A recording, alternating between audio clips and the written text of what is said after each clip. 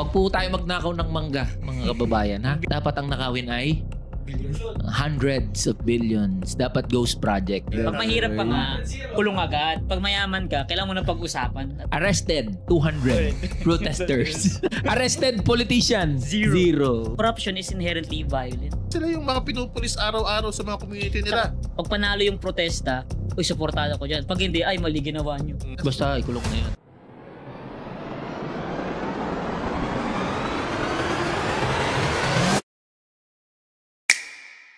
Magandang gabi ulit sa lahat. Magandang gabi sa inyo. Sa wakas, nakapag-taping din kami. Nakumpleto rin kami. Oo nga, doon dalawang wala ka. No? Wala siya. Dalawa lang. Dalawang episodes wala. Parang it seems like forever. Tapos tigil tayo ng isang buwan kasi nga ang dami nangyari. Huwag tayo mag-introspill. Alam na nila yan. Ito ang Politika ina mo. Kaya kasabi lang na mag-spill lang. Baka nalilimutan nyo na kami. Kami pa rin to. Dami ng topic. Ano to? Isang buwan pa tayo hindi nakapag-taping. Isang buwan, sakto. Isang buwan sakto. Puta na, ang dami. September 21 na rally. ICI, na-establish yung ICI. Si best friend mo, Kiko Ay, Basaga. nakailang kudeta na sa Senado. Ang dami ng rumors, di ba? Nagpalit na rin ng House leadership sa House. Yan yung pinaka-unexpected yung Martin Romualdez. Biglaan talaga. Unexpected ba yun? Ako sa akin, Senko. Sa'yo, wala ka pala. Unexpected. Ito, nasa loob to ng Congress. Hindi, expected yun, siyempre. Alam niya yun eh. Ang dami niyan. Sabihin natin doon sa dami natin kailangan pag-usapan ngayon. Sigurado ako maraming nag-aantay yung ating 2 viewers. Doon sa September 21 rally. O yan. Anong... Ang dami ng engagement sa page. September 20. Talaga? O, lahat tayo. Nabuhay yung page natin nun eh. Yung nakaganon ng flag, di ba? Ay, sa Facebook. Rioters. Ikaw nga pala nagpo-post doon eh, no? Siya rin di ba? May isang video, umabot ang ilang milyong views. 10. Yung sa 10 million views. Alam yun. Yung tutulungan niya yung mga inaresto ng mga rallies. Kasi tinulungan naman niya talaga. Actually, 10 million yung views mga legal nung ibang lawyers. Thank you po sa mga magigiting natin na mga abogado. Pro bono. Yan. Yung hindi NUPL iba yung NUPL eh. Kasi NUPL para meron silang 20 na kliyente sa out of 200. Tapos yung Mga kaibigan nating lawyer. mga mas marami ata. Mas marami. Mas marami. Thank you po. Salamat po. Magaling. Malaya na po yung iba pero palayain natin yung iba pa. May mga nakulong pa ba? May na-remain pa doon? Hindi, alam ko wala nang nakakulong. Pero may kaso pa rin. Pero lahat may kaso. Ayun. May Anyway. kaso. Iba-iba eh. May arson, merong malicious mischief lang, merong iba, may direct assault. Ang lupit, no? Yung isa may sedition. Wala na nag-umpisa yung hearing sa flood control. Ayan. Arrested, 200 protesters.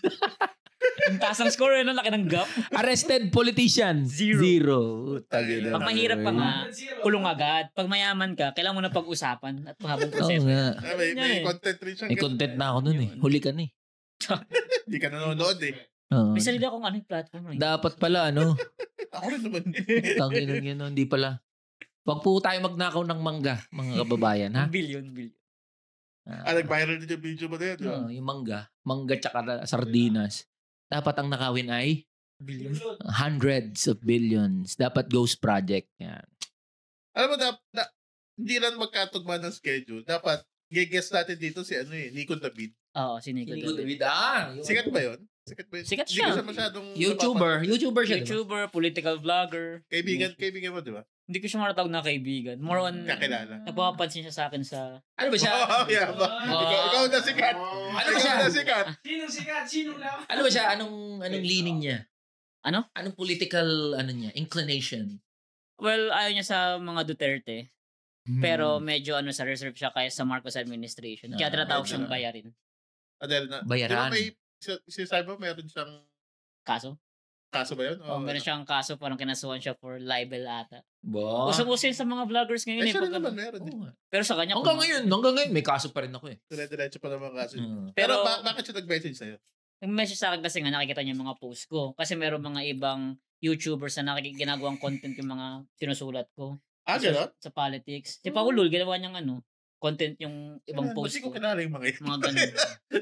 Sino ba yung makakausap mo na yan? Iba yung algorithm niya. Iba yung algorithm natin. Mga mga, ayun, nakita nga yung mga post ko sa gano'n, sinashare nila. So, naging gusto niyang usapan. Siguro gusto niya makilala si Ellie. Kasi supportan niya yung kamanggagawa nung eh. Talaga? niya? Supported sila kapag gagawa? Supportan niya si Sabi Ellie. rin yun nung hindi, yung kaibigan ko hindi bumoto sa akin. Yung nanalo, sumuport. Supporta ko sa'yo! Hindi, sinuporta man daw niya si Ellie. Nag-update siya sa akin nun. Ang number namin, Nico David. Ang tanong mo. Pero yun nga, going back, nag-reschedule siya sa 31. Kasi nga di nagtutugma-tugma mga schedule natin. So wag na natin pag-usapan yung topic niya ngayon. Wag na muna. Tutuloy pa rin siya. Tutuloy pa siya sa 31. Tutuloy pa rin siya. Okay. Pinapagod natin. Meron na kaming, Guess meron na pong guest. Meron Maliban naman sa siyang amin 100,000 tatlo. na followers. Pwede na yun. Sa Facebook. Facebook. Oo. Okay, sikat na rin. Pwede na. Isa siya sa mga OG YouTuber sa Pilipinas. Talagang... Ganun? OG. Ang OG, Kuya Jobert eh. Hindi, isa nga siya sa mga OG. Hindi, Kong TV. Kong TV OG. Hindi, mas una pa si Kuya Jobert. Oo. Yung mga kalapati videos niya. Paano mag-basketball? Yung Cornic. Hindi ako nagdakaw ng Cornic dyan, ha? Tandaan na. Kaya Jobert, baka naman, pwede ka mabisita sa Pero Politikang yung kay Inmo. Nico, isa rin siya sa mga hindi sumusuporta sa nangyaring riot nung Siya yung Jola. sumusuporta? Ayaw niya dun sa nangyaring Ayaw riot. yung gusto niyang topic. Yun yung gusto niyang topic. Kasi tayo dun eh. Naintindihan natin Support yung pinagkagalingan eh. Mm. Sinasabi niya, Hindi naman natin gusto. Pero support natin. Hindi siya maiiwasan sa sistema natin ngayon. Ganun. Okay. Next na lang yan. Next na lang yan. So, pag kayo, manood kayo sa susunod na Debate. episode 23. Kasi siya nang hamon na mag-debate daw. Oo. Ay, hindi, discussion na lang. Debate. Hindi ako mag-debate. Maganda yan. Okay lang. Ikaw, dali, sige. Paunahan na natin. Para yung anong take mo ba doon sa September 21? Ang Kulong na yan. Mga kurakot, kulong na yan. Di ba UP ano yun? Pilipinas. Sino yung kasama ko nung nag-rally sa 21 mga RA? Sa UP group kasama ko. Kasi yun eh. Universidad ng Pilipinas. Pag ganun pala yun eh. Pero ayun. Ano Nagsulat na ako ng mahaba dyan tungkol sa parang di na maiiwasan ng kaharasan sa end ng mga mahihirap, ng mga manggagawa, mga normal na Pilipino. Kasi pagdating sa konsepto ng violence, naiisip lang ng mga tao pag sinabing violence, yung direct, yung self-evident na nakikita. Pero when it comes to corruption, nabanggit ko nga, corruption is inherently violent. Especially sa society natin na ngayon na kung may nagnakaw at merong natural disaster, masasabi ba natin na yung mga casualties na nangyayari na ganyan dahil yan sa simpleng lindol yan o baha? May meron ng mga risk yan dahil sa mga kapalpakan ng mga tao at corruption. For example, yung nangyaring lindol noong nakaraan, may mga namatay. Merong mga dumaan na mga bagyo, may mga namatay. Mga nilipad. Bakit tumatawa? It's hindi. Tinatawanan yung mga nilipad na bahay. Hindi ko tinatawanan. Sumaugali. Hindi ko lumipad. Sumaugali. Hindi ko tinatawanan yung Hindi ko tinatawanan yung mga naging biktima ng mga natural disasters. Tinatawanan ko yung absurdity ng sitwasyon natin na iniisip pa rin ng mga tao na all of this are parang hindi siya preventable. It is pretty much preventable, especially sa technology natin. Hindi, yung casualties mismo. Tap. Si Kibuloy pala eh. Lindol! Stop! Diba? Pero ayun eh. Kulang tayo sa... pipigil ang lindol. Nakita niyo yung mga picture ng mga batang natutulog na sa loob ng plastic? Preventable yun eh. Baka kasi kulang sa facilities kahit may pondo. Ba't kulang ng facilities? Sa lindol yung unang lindol? Sa Cebu. Sa Cebu. Diba? So when it comes to yung pinaka-stance ko dyan is if people is facing indirect violence through corruption or exploitation, hindi na maiiwasan yung kanilang reaction na magalit. Kaya nga sabi... Sige, dali. Putuli kita dyan kasi para intro lang muna to doon sa natin kay Nico eh. Pero gusto ko maintindihan yung kay Ellie na. As the representative of Kamanggagawa Party List. Anong take mo sa September 21 rallies? Dapat nga, mas marami pa yun. Yung rally. Kahit saan. Ako, advocate ako ng... violence. Hindi. Nakaharasa. Hindi. Nabash ako dyan eh. Sabi ko nun, hindi, tama na may paglaban, pero wag tayo maging violente. Kasi mami, puntahan natin yun. Okay yun, actually, laki nung rally sa EDSA. Pareho, di ba? Parehas ako pumunta. Luneta tsaka sa EDSA. People Power Monument. Sa Campaginaldo. Pupunta dapat ako. Kasi ako, supporter ako ng lahat ng pagkilos eh. Kahit anong kulay. Kesyo, DDS May ka. liwasang Bonifacio pa yun, di ba? Wala eh. Pumunta ako sa Liwasang Bonifacio, wala namang tao dun. Parang Ganun. ako'y nauna. Pagdaan namin, wala pa namang tao. So, supporter ka ng lahat ng rally? Lahat ng pagkilos. Basta pagkilos.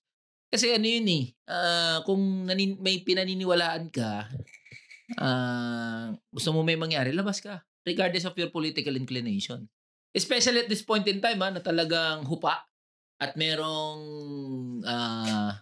for the longest time na ang pangit ng pagtingin sa pagkilos. Tapos ngayon nagiging na ano na siya na napopularize. Dati yung mga ayaw sa pagkilos, Diba? yung mga DDS. Oo, sabi Sila rin sila mismo na gumigilos sila ngayon ngayon, gumigilos. Kaya supportan natin kasi freedom nila yun eh. At ma-realize din nila na ano yung kahalagahan ng pagkilos. So susuportahan ko dapat yun pero naipit na ako dun sa sa People Power Monument. Sobrang dami ng Konti lang rin naman ata daw sa Aguinaldo. Oo. Nilunod ng ano. Sa dami to sa... So maganda. Pero ang worry ko diyan parang ano lang parang letting off the steam. Parang valve. Nagano lang. Luwag. Nagpasingaw lang. Pero ano yun, at least nakita natin na kumikilos yung mga tao. Pero after that, may nakulong na ba? Wala. Hindi nasundan eh. Naging state witness. Yeah. Yun ang problema, wala pang nakulong. Tapos, kaya mas ina-advocate ko yung decentralized. Maraming mga pagkilos na decentralizado. Iba't ibang lugar. Iba-ibang lugar. So, ibig mo sabihin, sa composition mo, lahat ng rally, so yung supportan mo, lahat ng kilos, ba't di ka pumunta nung kay Kiko Barsaga? Saan? Sa Forbes. Pumunta ba siya nung... Oo, mag-isa Punta siya. siya. May Taon na, alas 10 na ng... Angas nga niya na may upuan Alas lang 10 siya na ng gabi yun eh. Kahit yung gate. Ano yun? AI yun. Ay, may akala ko. Akala ko naman totoo yun yun. yung picture ni Eh, Kiko. oo, Nung nung nasa sa siyang house. papasukin sa speaker's Oo. office. Tapos nilagay lang siya doon. Si Kiko naman kasi alas 10 alas 10 ng gabi ko mag-organize ng rally niya. Kinaumagahan, may Pero di ba kaibigan mo yun? Hindi mo ba, hindi ka niya inaya? Hindi, nagsabi siya. Pero kahit siya lito nung una, di ba, punta siya ng Raha Sulaiman. Tapos sabi niya, punta tayo ng Dasmariñas. Village. Tapos Forbes na bigla. iba-iba nga eh. Iba-iba yung niya, iba-iba yung venue niya. Tapos kakaiba alas 10 ng gabi. Hindi kasi mas nakaka-istorbo yung paggabi. Di ba may ingay sa labas? Hindi, alas 10 ng gabi. Hindi naman sila maingay. Actually, parang nung pinapanood ko yung parang puro vlogger. Puro Puro vlogger yung umatin. Binibidyoan siya. Sila, yung Jack, yung bungi, yung tawag yun? Si Sir Jack. Physically impaired person. Sir Jack, si Byron Banat Bay. Bay, si Trick, si Angeles, yung mga DDS na vloggers. Nandun sila lahat. Si Jimmy Bondo. Ano yung GA ng ng mga Jimmy na vlogger? vlogger. Ikaw, vlogger ka rin. Ba't wala ka dun? Hindi, ako, unionista na pinagkalooban lang ng platform. sabi ni Amante, hindi ka vlogger ka. Hindi ka daw normal na mamayan. Vlogger ka daw. Ngayon katrabaho mo na. Workmate mo na. Hello po, Kung Benny. Nag-meet na ba kayo ni Benny? Oo, ilang beses na. Talaga? Pumupunta pumupunta Bati na sa kayo? minority. Ewan ko, parang di naman siya galit sa akin. Talaga? Oo. Di rin naman ako galit kay Kong Benny. Hello, Kong. Wow. Supportahan niyo po, supportahan niyo yung provincial rate, Yan. Hindi naman siya, Manila siya eh. Basta supportahan. Ang daming provincial. Dahil probinsyano sa Manila. Nagsisiksikan sa Manila yung mga manggagawa dahil sa provincial rate. Pero, sige, total na punta tayo kay Kiko Barsaga. What's with Kiko Barsaga? Anong honest assessment mo sa kanya? Without revealing, syempre, Ano siya? Naked truth. Yung binabanggit niya. I say what I say. Oo, yung halimbawa, sinasabi niya, kurap ang kongreso. Kurap naman talaga. Kurap ang mga politiko. Alam naman ng mga tao yan eh. Sinasabi niya lang without filter. Yung gustong sabihin at nararamdaman ng mga Pilipino, Siya nagsasabi. ng mga ordinaryong Pilipino, ng mga manggagawa, nasasabi niya naked truth talaga. Parang nag-times 5 na nga ata yung followers niya sa dalawang page niya dahil And sa... that is the reason why nag-gravitate sa kanya yung mga tao. Not because morally right siya o necessarily tama o yung binabanggit niya, kundi nakaka-relate. Ine-echo niya yung Ine-echo niya yung nararamdaman. frustration, yung malalim na frustration ng mga tao sa mga nangyayari sa bansa natin. Halimbawa, alam naman mga magnanakaw, yung mga nasa iba't ibang posisyon ng kapangyarihan, mga congressman, mga senador. Wala naman nagsasabi ng mga congressman tsaka ng mga senador na ganun. And then here comes someone from the House of Representatives. Sasabihin, corrupt kami lahat. Big crocodile. Pati daw siya. Pati siya. When he say na siya ay ang institution ay corrupt, kahit siya Over siya. kahit siya Pero parang kasama. nagpo-push back siya doon sa dynasty daw siya, di ba? Parang, kaya sabi niya, iba-iba daw yung dynasty. Dahil siya, May sinabi ba siya na gano'n? meron sa isang interview. Hindi, pero binanggit niya na produkto rin naman siya ng dynasty. Sa isang interview rin. He's a nepo baby, Aware siya. corrupt siya, aware siya. Matindi ang self-awareness ng tao. Alam niya na corrupt siya, alam niya na galing siya sa dynasty. So, naked truth. And I think yun yung dahilan kung bakit nag-gravitate sa kanya yung mga tao. And I on that part naiintindihan ko si Okix. Tsaka matalino eh. Matalino. He's sharp. Alam niyo ang hindi ko lang nagugustuhan, yung parang nare-reduce yung what he is saying. Parang nare-reduce na may saltik yun eh. Yeah, isa rin yun. Ableist yun. Di ba na-focus doon, may saltik yan, baliw yan eh. Isa rin yan sa parang tawag ito, criticize. Kasi Jesus Passes, parang yan yung pinipaint niya about kay Kiko Barzaga na parang baliw yan, ganyan yan. And very ableist nga yung ganong klaseng perspective. Parang i-disregard mo na lahat yung content mo sinabi. Ako, then atake mo ad hominem eh. Puta kahit sabihin na baliw yan, kahit na may saltik yan, sige, tumuntong tayo doon. Kahit gano'n ang sinasabi ng mga tao, what he's saying is true. So, engage with the content of the message. Do not kill the message. Yes. Parang, kahit na i-label, wala siyang pakialam eh. I-label nyo na kung ano-ano. I-label nyo na Maka Duterte, kung anong kulay i-label nyo sa kanya. Wala siyang pakialam eh. He will say what he wants to say. Pero pinaka nagustuhan ko kay Kiko, doon sa isang interview niya, hindi ko maalala kung kanino kasi dami na niyang interview eh. Tinanong siya kung makabayan ba siya. Are you doing this for the Philippines? Sabi niya. Ang sagot niya, hindi. Kasi naniniwala daw siya na yung nationalismo ang ugat daw lahat ng geopolitical conflicts. So internationally si Gago.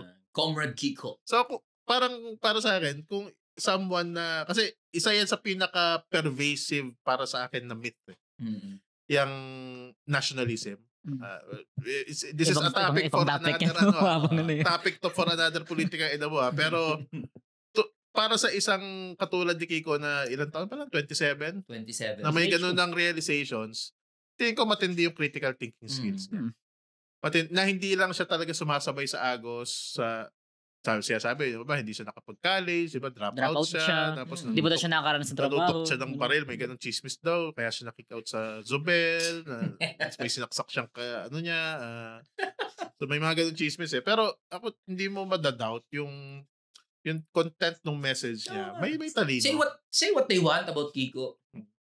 They can call him what they want to call Kiko. But I think what he's saying is naked truth. Something na talaga makaka-relate yung maraming mga Pilipino doon sa mga issue na binabanggit niya.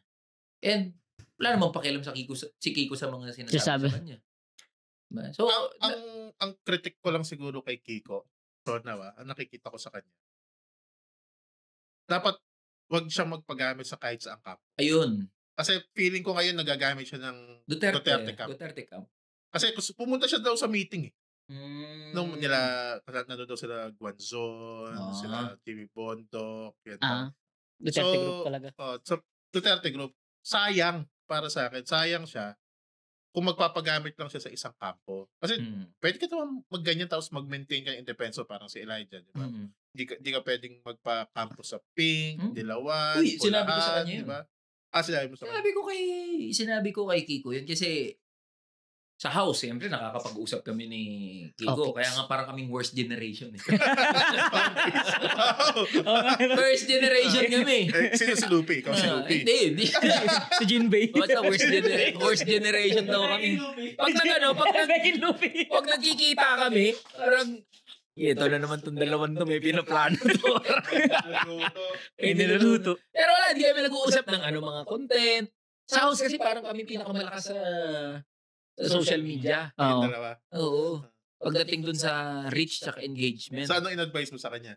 Hindi kasi nun, may pinag-usapan kami parang anong plans, anong gagawin dito sa usapin ng flood control. So, ako very very honest and very open na binanggit sa kanya na itong paningin at position namin diyan kasi I do not represent only myself. I represent kamanggagawa at yung mga bumubuo sa kamanggagawa and my constituents. Sabi ko sa kanya, may pagkakaiba lang doon sa method. Kasi ako halimbawa isang binanggit ko sa kanya, at the end of the day you need to win over colleagues inside the House of Representatives. Hindi naman lahat diyan mga siraulo sa House of Representatives. May iba diyan makikinig at makikinig sa sinasabi mo and malay natin. Actually, a good number would listen to reason. Makikinig sa'yo, mawi-win over mo doon sa advocacy mo. So sabi ko sa kanya, that is what we are trying to do. That is what I am trying to do sa loob ng House of Representatives. Colleagues mo yan At pag naniwala yan at naging kaibigan mo yan, naging kabaro mo yan doon sa pinaglalaban mo, ano yan? Dagdag na boses, dagdag na kaalyado. Sa cause mo. Sa calls mo, sa advocacy mo, doon sa loob ng House of Representatives. Because at the end of the day, paano ka magpupush ng mga advocacy mo sa loob ng House of Representatives kung kaaway mo lahat? Huwag ka na lang mag-congressman, di ba? Awayin mo na lang lahat. Kasi ang trabaho ng congressman, gumawa ng batas. At hindi ka makagawa ng batas, maaway mo yung 300 plus na iba. Exactly. Which is yun ang nangyayari ngayon kay Kiko. Which is nakakalungkot. Kaya sinabi ko rin kay Kiko, yung political inclination ko, tsaka ng kamanggagawa. Hindi mabasket kasi si kamanggagawa. Si kamanggagawa ay makabayan yan. Ay ano yan, akbayan yan. Ay liberal yan. Hindi mabasket sa ganun So binanggit ko sa kanya, na-enjoy ng kamanggagawa, na-enjoy ko yung independence doon sa loob ng House of Representatives. And at the same time, I'm winning over doon sa mga colleagues ko sa House of Representatives. May independence, may advocacy, at nakikita ng mga tao na this is someone who is reasonable. Not that I'm saying Kiko is unreasonable. Pero naturally, because of how Kiko presents himself and how yung method ni mga method ni Kiko, ma-isolate talaga siya. Walang lalapit sa kanya at walang gugustuhin na lumapit sa kanya. And I think Kiko understands that. Kaya meron kaming fundamental differences pagdating sa method, sa approach, sa tactics. Pero pagdating sa, do we believe that corruption kailangan i-address? Yes. Dapat we're on the same page. Kailangan ba na mabago, ma-overhaul yung mga institutions natin? Pares kami ng paniniwala. So nagkakaiba lang doon sa paano namin gustong pumunta doon sa goal nyo. Sa goal, doon sa end goal. Plus, sayang ako mas nangihinayon kay Kiko. Sayang kasi disruptor siya. He could have disrupted na a lot more and i-push yung kanya advocacies kung hindi lang ganun yung method niya. Feeling ko kasi may guts You cannot remove that from him. May guts siya. Kaya niyang lumaban harapan. At least in social media, syempre. Ibang laban kasi yung actual Baka worry ko sa kanya, baka nagpo-focus siya masyado sa social media niya. Tapos masyado siyang nagpapadala sa tyranny of the masses. Yun. Sa tyranny of the netizens. Feeling ko. Dun sa number of engagement, like, so, ano yan validate yung kailangan ng mas political maturity feeling ko. Pero yung raw, para siyang diamond in the rough para sa akin. Na sayang lang. Ikaw ba? Anong tingin mo kay Kiko?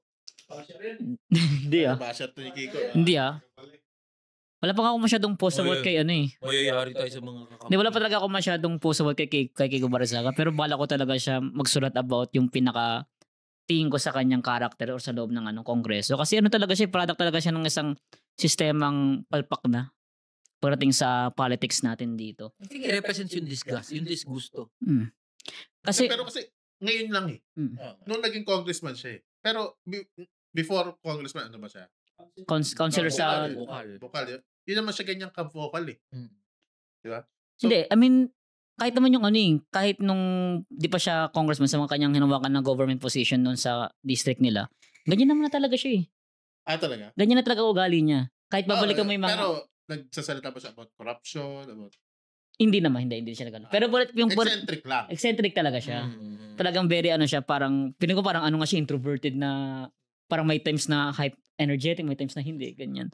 Pero when it comes to his personality per se talaga, pagdating sa Congress, tama nga si Elijah na yan yung sinasabi niya, kahit sabihin, kahit anong i-label ang banggitin natin sa kanya o stigmatize yung kanyang personality o kanyang mental condition, we cannot deny na tama yung sinasabi niya when it comes sa corruption, sa kanyang ginagawa. Kasi, feeling ko yung mga congressman lang magsasabi na walang corruption sa loob ng House of Representatives. Sinungaling. Sinungaling yun, di ba? Kaya nga merong isang statistics na lumabas 97% of Filipinos believe the government is corrupt. So, sino yung 3% na hindi nagsasabi na hindi? So, yung mga nasa politics malamang. Inisip mga political dynasty. Ayun yun. Pero, we shouldn't be surprised na may lumabas na Kiko Barzaga sa loob ng Congress. Kasi, alam mo yung parang meron siyang guts eh. Yung guts na hindi naman nagmumula lang dahil sa parang bago siya, wala siyang pake. Kasi galing talaga siya sa pinaka-influential political family sa Cavite. Doon nang made na siya. Kahit naman hindi siya magtrabaho, may pera siya. Yun nga. Yun. They're so focused doon sa medyo may pagka-moralistic yung atake kay Kiko. Kay Kiko. It won't work. It won't work. Kay mga tao. Sige, what you want about Kiko? Pangina pa rin wala namin yan, di ba? Tama yung sinasabi niya eh. Sinasabi niya eh. Kung eleksyon niya, sinasabi namin doon sa house, may mga kaibigan ako doon sa loob sa house. Sabi namin pag eleksyon ngayon, tumakbo si Panalo ulit si Kiko. Panalo ulit si Kiko. At because yung mga tao kasi, di ba, napaka-moralistic ng atake. Yan si Kiko, ganito yan, masamang tao yan. Kahit pa demonyo yan si Kiko, iboboto ng mga tao yan. And exactly. Parang Duterte. Duterte, yun yung sabihin ko eh. Parang kay Duterte. Kasi gusto ng mga, hindi, dapat, decente. I believe, may decorum naman dapat talaga. So, na ino-observe ang mga members of the house and mga public officials, etc. Pero at this point in time, diba, in this situation, diba,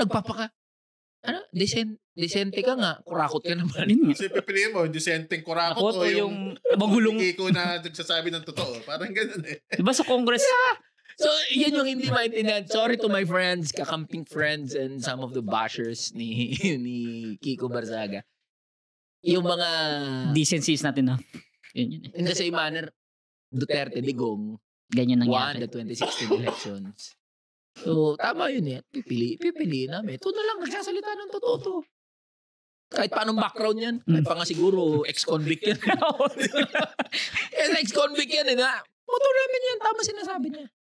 Yun ang... Pero sad lang, nakakalungkot lang. Dahil nga, yung potential nga, yun yung isa rin na nakikita ko. Yung potential of Kiko na someone... I-agitate ang masses. Someone who can agitate the masses, but someone who can also win over allies and friends from within. Kasi matalino eh. Kaya yun. Sayang. Pero feeling ko, pag parating na yung 2028 elections, kung ma-maintain ni Kiko Barzaga yung ganyang klaseng social capital sa social media, sa mga tao, may lalapit din sa kanya. Na? Feeling ko, pag malapit na yung 2028 elections. Knowing him? Mga Duterte nga lumapit. May mga lumalapit. May mga lalapit na sa kanya. At hindi, may mas lalapit pa sa kanya na kahit sa mga Duterte groups para makakuha ng suporta. Kasi that's how, optics yun eh. Ngayon, syempre, online, binabash siya. Pero when it comes to numbers, kung ma-manifest talaga ni Kiko Barzaga, imposible nang walang lumapit sa kanya to gain support sa mga tao. Ang mahirap lang dyan, pag tinuduhan siya ng And that, hindi ako makakapag-comment dyan because ongoing ang ethics, case ethics committee. Pero lupit ang sinabi niya. Kasi pwede niya. siyang tanggalin eh, as congressman. Dito platform siya.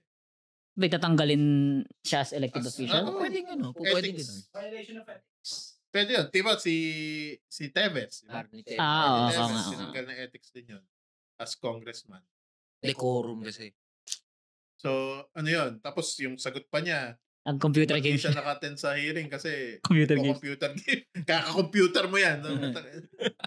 Pero tingin ko deliberate yung kay Kiko. Deliberate yun. Matalino si Kiko, naniniwala ko. Deliberate yun para i-water down yung ethics committee. Which, okay sa messaging, pero nga, parang iniinsulto mo ulit yung ethics committee na baka tuduhan ka nga. Kasi nga, tyranny of the netizens nga, tyranny of the masses ang naiintindihan niya. Alam niya lengguwahe ng masa eh, nung manonood niya, nung viewer niya eh. Ang problema, yung mga nakapaligid sa kanya, yun ang na-isolate siya, yung mga actual na colleagues niya sa Congress. So, yun lang. Sana lang hindi siya tuduhan. Tsaka mga criticisms rin kasi kay Kiko Barzaga, yung parang inconsistency niya when it comes sa stances niya about protest. Kasi nung 2016 ata, yung mga namatay sa... Hindi ko rin magets yan. Alam mo, hindi ko magets yung mga ganyan na... Sige, pwedeng gamitin natin na tuntungan yung history mo, background mo, pero hindi mo pwede magbago mga tao. Ewan ko ba? Kasi ibang tao, ito, matagal ko na dito eh. Sobrang binibigyan nila ng premium yung consistency. Pag sa politika daw, dapat consistent ka. Di ka pwede magbago, walang growth. Diba? Kahit ikaw. Yan yung mga, may tawag dyan sa yung mga loaded words na akala mo positive na lahat. Kunwari, pag sinabing natural. I think meron na tayo. Double think, ganun. Meron na tayo episode na ganito eh. Pag sabi mo natural sa pagkain, all natural, positive na agad, di ba? Diba? Kaya organic, yung mga word na yan. Same yan. Non-GMO. Consistent. Yung consistency, hindi na natin yan critically ina-examine. Na para sa atin, sa politika, virtue ang consistency. Pero pag ugatin mo, wala na bang capacity for growth yung mga tao? Kaya nga consistent magnakaw yung marami. Diba? Walang kamay, walang capacity. Hindi ibig sabihin na dati ito stance mo. Yun pa rin ang stance mo hanggang ngayon dahil dapat consistent ka. Sino ba pagkasilang sa atin na agad? Perfect na yung kaisipan. Punta ka na yung Facebook post ko nga 2 years ago, di ko na alam eh. Hindi ko nakakilala, hindi na ako yun eh. Nabalikan ko nga, dami ko kayong problematic takes. Diba? Dami. Problematic. Lalo na pag sa mga personal na usapan. Kahit ako. Problematic takes. Pero natututo ka, nag-grow ka, nagle-learn and unlearn. Process of learning and unlearning yun eh. And relearning. Yan ang buhay. Yung mga tao na, eto si Kiko 5 years ago. Diba parang, siya eh, hindi logical fallacy rin siya eh. Kahit na argument eh. Diba? Gusto mong i-disable yun sa kantang ginawa niya 1990s. Consistency is not a virtue. Tama. Yun ang tingin kong magandang message na dahil nga dapat nag-grow tayo, nag-learn, unlearn, and relearn. Pero ang question rin kasi ng tao dyan, nag-grow ba talaga siya or parang isang way lang yan para makakuha yan? Parang kung ikukulong mo lang doon sa na protesta, kung 5 years ago, sabi niya ayaw niya sa protesta, ngayon gusto niya sa protesta, then it's good, di ba? Natuto si Oga. Siya nga lang ata yung congressman ata na nagsabi na magprotesta, di ba? Uy, ako rin, no? Ay, ito rin ba? Kaharap ko na ako. Tumitingin ka pa sa iba. Sino pa? Hindi, pero yung ganong klaseng blatant talaga, kung paano niya sabihin, maghali tayo sa Forbes Park. Siya rin naman eh. Ako rin man. Hali kayo. Kahit ano pang... Kakasabi nga lang niya, lahat ng rally siya support. Feeling ko mas pinapanood mo si Kiko kaysa... Hindi, nakikita ko lang mga post na Nasa na si Ellie. Pag nawawala dito ng 2 episode, kinakalimutan. Okay, papalo ka niya ulit. Uy, naka-follow pa rin ako, no? Hirap. Naka-unfollow na pala. Pero, so, all that, para sabihin na, ano nangyari dito sa flood control? Wala. Yeah. ICI. Diba? Ay, puta ka na ICI yan. ICI, ayaw nga nila i-televise yung kanilang... Ayaw nila. Magtiwala lang daw, magtiwala. Pag sinabing independent commission, yung independent, talaga nag-independent. Sila lang. Ay, ICI, mali meaning nyo ng independent. Naginan nyo. Isolate. Independent crocodiles for infrastructure. Baka yun ang ibig sabihin ng ICI. Mali yung meaning ng independent, no? Sila na lang nagkakaos. Ay! Hindi nila live stream. Summary report ang binaba. Summary report. Di ba lalabas na lang sino ba? Si Hosaka? Sino ba? Parang spokesperson nata. ED, Executive Director. Ito po nangyari, yan po ganyan. Tapos okay na po. Hindi po kailangan yung nakalive. So, anong gusto mong gawin namin? Parang okay, noted, gano'n. Hindi, ang reason daw kasi nila dyan para di ma-politicize yung issue ng flood control. Even though kaya nga kahit ano masabihin. It's a political issue, di ba? Pero ay yung statement nila, para daw maiwasan ng hindi daw sila pagpiestahan. Hindi ma-politicize yung issue para daw di ma-influensyahan yung IC. Kala mo naman di na-influensyahan ni DBM. Hindi naman kayo korte, gago. Diba? Nalabo, hindi nila live stream. Hindi, feeling ko... Sige.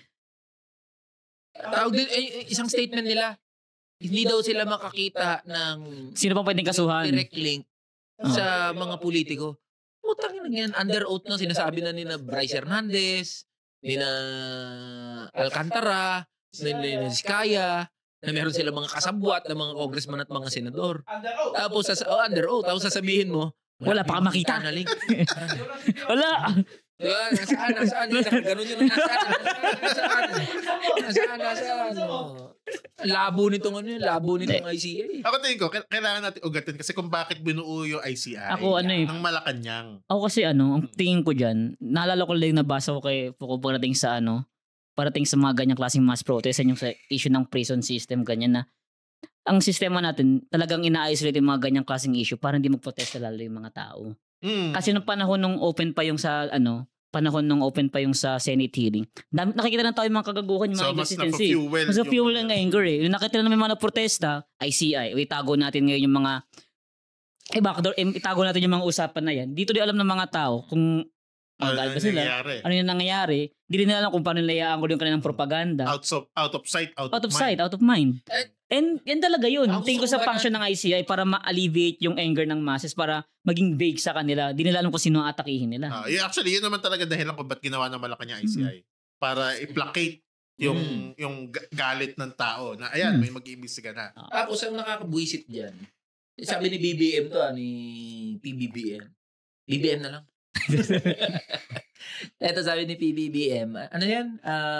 Kailangan daw mag-build tayo ng solid na case laban dito sa mga na-implicate sa flood control. Hindi daw basta-basta po pwede mag-akusa, ganyan.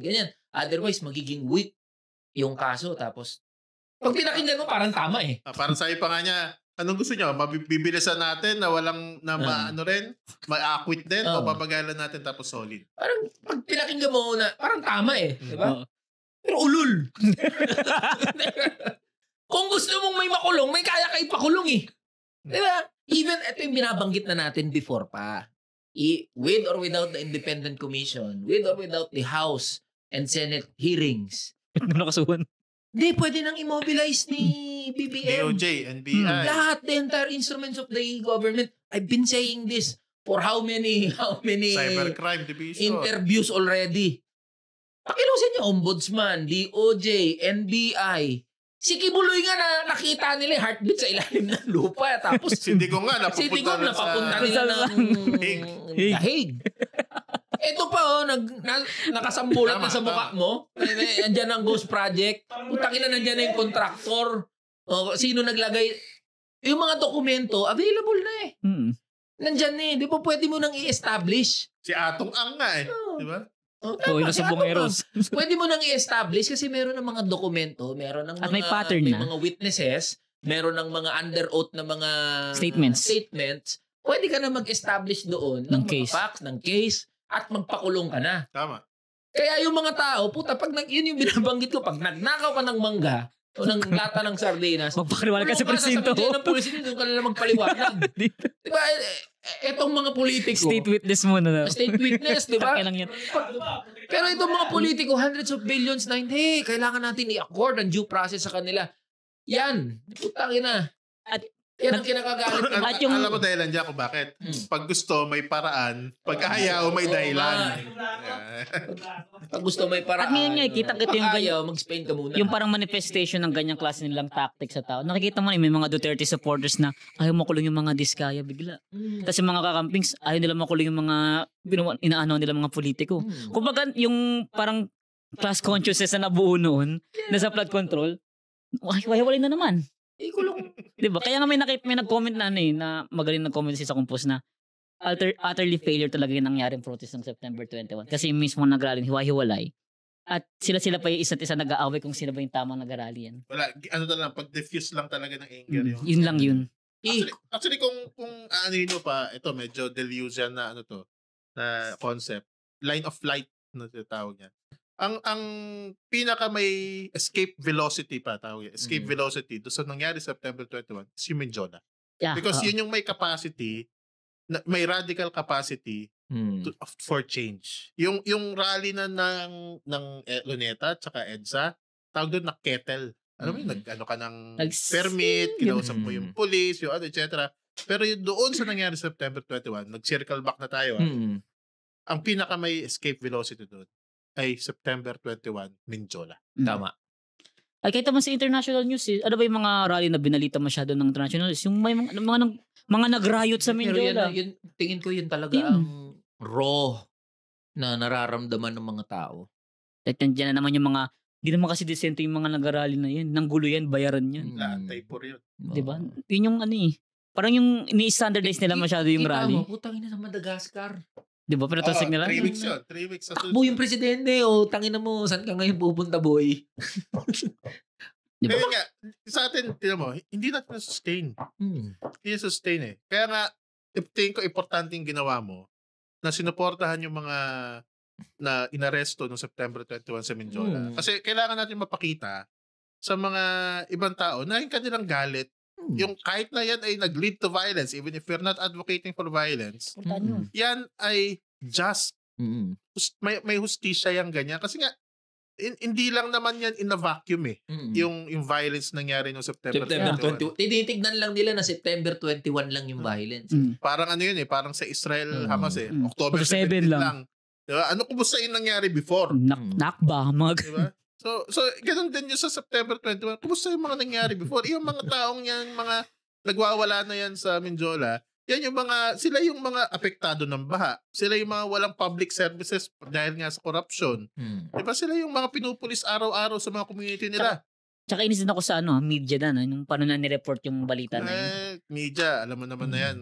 Hindi kasi ang parang exist nila, nakita kasi ako, may nag-share sa akin ng post na binalita naman daw nila. Pero di naman talaga nila binalita yung nabaril, nagpaputok. Kinuha lang nilang mga testimonies, in-interview lang nila yung side ng mga police. In-interview pa nga nila nakawawa, mga ganyan-ganyan. Pero yung nabaril, after 1 week, as expected, doon nila nireport. Sadly, kasi sa sistema natin ngayon, yung fourth estate na tinatawag, which is the media, has become the tool na rin for the ruling class para i-maintain yung status quo kasi. So, part yan kasi ng buong sistema ng superstructure yung media na yan. So, ako, wala na ako inaasahan dyan. Buti nga may TikTok, may social media. Oo, galing ng mga tao. Meron, tsaka alternate mga media. tao mismo meron sa Telegram, nagko-collecta sila ng mga videos tsaka pictures nung nangyari. Nabaril. Nabaril, yung mga pinukpok, yung mga... Ginawang human shield yung isa. Diba? Nandun na tao ang gumawa, hindi media. Diba, nasa yung mga ibang investigative media na buti na lang meron yung si Ezra. Na-picturean niya lahat. Na-picturean niya lahat, tapos pinapublicize niya. So, yun ang dapat na role ng media. To be the eyes and ears ng masa. Pero sadly, yung mainstream media, because of corporate interest, profit-driven na lahat yan. Nakapagtakad, nagawa nila yan nung kay Duterte. Hindi. Liberal kasi ang media. Ayun, diba? Liberal ang media, alam mo naman. Nagawa nila yung kay Duterte, bawat utot ni Duterte na anuhan nila, namatay na police, nabaril na pero dito, there are no casualties in September 21. Sa recto. Mas gano'n na lang. Anyway, mas pag-usapan natin yung tungkol September 20 pag nasa pata na tayo. Kulong na yan. Ang ako. Sa basketball game. Sino po ikukulong natin? Basta ikulong na yan. Sino ikukulong? Na yan. Naku. Basta may makulong. Lahat ikulong. May isang political group nga dyan, ayaw nila mag-resign si BBM kasi ito si Sara yung papalit. Ayoko lang sabihin yung group na yun, pero kung gusto panagutin mo lahat, yun lang ganun, simple. Pwede mo naman, edi sabihin mo, edi ikulong sila parehas, alis sila parehas. Hindi pwede yun. Parang may napanood pa nga akong analysis na sabi, kaya nag-fail sa Philippines, pero nag-success yung Nepal, yung Madagascar, etc. Kasi sobrang confused ng messaging natin dito sa Pilipinas. Hindi, sino ikukulong? Tama nga yun Sino ba ang corrupt? Walang pangalan, walang tangible na demands. So yun yung tingin daw niya na kulang doon sa nangyayari sa Pilipinas. Tapos ayan, after September 21, kailan yung susunod na rally? Wala, yung kay Kiko Barsaga November 30. Issue din kasi dyan, may mga centrist talaga na nag-aantay lang ng pag panalo yung protesta, supportado ko dyan. Pag hindi, ay mali ginawa nyo. Kumbaga nag-aantay lang sila ng pagbabago. Ewan ko ba? Ba't ganun sa Pilipinas? Basta ikulong na yan. O sino? Hindi ko kulong. Sino nga? Sino nga? O sino? Basta ikulong na yan. Hindi. Sino? Ayun nga, ikukulong na natin yan. Sino si yan? Sino ko yan? Blind item, di ba? Nasa harap mo na ko rin, nasa harap mo na yung magnanakaw. Kulong na yan! Turo mo na lang. Hindi, basta ikulong. Anyway, sige. Siguro mas palawigin natin yan sa next. Pag nandiyan sa Nico David, interested ako dun sa kanyang mga perspectives. Pero ngayon... Anong tingin nyo mga kapolitikang ino mo? I-comment nyo yan. Ano ba tawag natin sa kanila? Sa viewers, sa dalawang viewer natin? Mga boss. Mga boss. I-comment nyo kung anong mga ina mo. Mga ina nyo. Mga ina nyo. Mga ina nyo. Anong tingin nyo dyan? Comment nyo ha, para makita, mabasa. Kayo ba ay pro-violence? Hindi. Ay, hindi ba tayo? Hindi pala. Maliin mo. Tama ka nga. Mali nga kami. Ay, mali nga ako. Ay, tama ka nga. Ay, mali rin kami. Utangin na nyo. Sana nga mali kayo. Ay, sana nga tama kayo, mali kami. Pares mali. Ay, last words. Ayun, maraming salamat. At nandito na ulit ang ating isang host, si Representative Elijah San Fernando. One of the regulars. Yes, naka-ID pa ako yan. ID. Ako lang po ang congressman na nag-ID. Wow, na. Punta ako sa PhilHealth tsaka sa... Ay, ma'am. Ayan. So ayun, follow nyo lang ako sa page ko na 2 sentimo sa kalye. At ayun lang. Kelly. Hello mga boss. I'm back. Session break kasi namin kaya naka-attend ako dito. So, ang session break namin hanggang November 9. Tagal pala. So, gugugulin ko ang session break namin sa pag-ikot-ikot. Naka-shorts ka na ulit. Oo, ang sarap nga mag-short ulit. Hirap kaya nakabarong. San Fernando po ang inyong kinatawan sa Kamanggagawa Party List. Yes. Tuloy-tuloy pa rin po ang ating advokasya para sa mga kamanggagawa natin. Itaas ang sahod, bibigay ng provincial rate, labanan ng korupsyon. Kulong na yan. Ikulong na yan. Sino ikukulong? Basta ikulong na yan. So, yun. So, ako, last words ko. Sana sa viewers natin, huwag tayong tumigil sa pag-iingay, pangalsada, etc. Kasi once tumigil, yung ingay, Wala na. alam mo, wala. Business as usual na lang yung mga nag-iimbestiga na yan. Huwag tayong magsawa na mag-imbestiga, mag-ingay, mag-post sa social media natin. Kala natin walang epekto yan, pero malaki ang naitutulong yan para tuloy-tuloy natin mapanagot yung mga may sala dyan sa corruption. Lahat tayo dito apektado. So, ayun, sana magtuloy-tuloy ulit yung aming mga episodes at para mas makapagbahagi kami ng aming mga opinion. Ako ulit si Jen ng Batas Manggagawa. Ako si Mark, ng 2 sentimo sa kalye. Ako si Ellie ng Kamanggagawa Party List at ito ang... Politikang Inabo! Kulong na yan! Mga kurakot! Kulong na yan! Basta ikulong mo yan. Ikulong. BBM, Sara Duterte, Ikulong, lahat ng ikulong. congressman, lahat ng senador, Basta putang ikulong. ina nyo! Basta ikulong na yan. Hindi kulong na yan, maliban sa akin. Ikulong na yan. Basta I Hindi, rep. kasama ka, congressman ka na, ikulong din to, ikulong! Basta ikulong na yan. Ikulong na yan. Cut! Ikulong na yan. Anong kulay ba ang tama sa'yo? Lilinawin na